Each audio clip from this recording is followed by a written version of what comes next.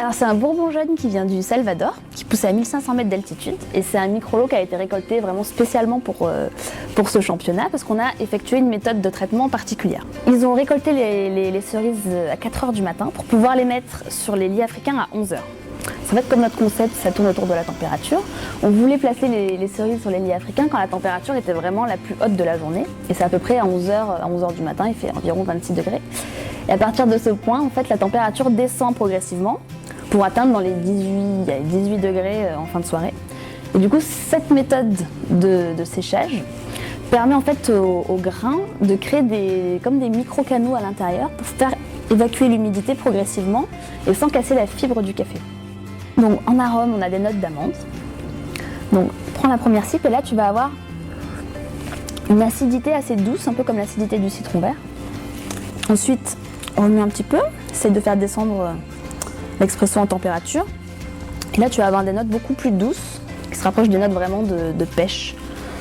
Et donc la dernière étape de dégustation, ça va être de verser la dernière partie de l'expresso dans une tasse qui est complètement glacée. Donc en fait, en donnant un choc de température à l'expresso, on va développer une nouvelle acidité qui là se rapproche de l'acidité des prunes. Alors tu vois, c'est totalement différent de la première attaque qu'on avait. Donc on voit comment en fait en trois températures différentes, l'expresso évolue et change complètement de la première gorgée qu'on a dégustée jusqu'à la dernière. À ta droite, tu as une réduction de prunes séchées.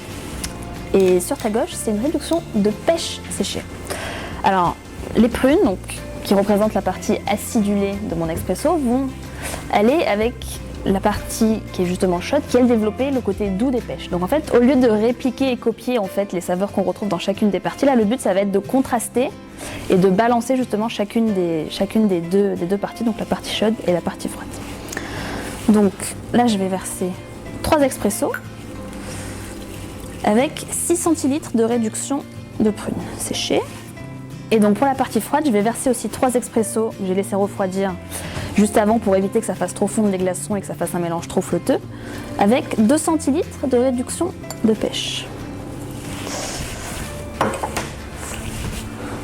Donc là, je vais pouvoir filtrer l'ensemble. Donc ça va déjà homogénéiser la texture, enlever la créma des expressos. Et là voilà, donc j'ai mes 2 mélange. Alors je te propose de prendre d'abord une gorgée de la préparation chaude, donc douce et fruitée, et juste après goûter la préparation froide. Là tu vas avoir une acidité rafraîchissante et plus de corps. C'était quand même deux dégustations totalement différentes avec 2 températures différentes. Là le but ça va être d'assembler les 2 mélanges ensemble pour avoir non seulement une température différente, donc une 3e température, et les caractéristiques des 2 mélanges aussi qui vont se mélanger, qui vont apporter une nouvelle balance et une nouvelle synergie. Alors, je te propose de sentir les arômes. Donc, le but de cette boisson signature, c'est vraiment d'essayer de donner l'expérience la plus complète de mon café et de sa balance aromatique, en montrant l'impact qu'a chaque température sur la dégustation. Donc, donner vraiment une expérience complète et différente justement à travers ces 3 étapes de dégustation comme on l'a fait pour l'expresso. Ben là, on le reproduit dans la boisson signature en essayant de balancer et contraster avec des ingrédients qui vont venir apporter des petites notes supplémentaires.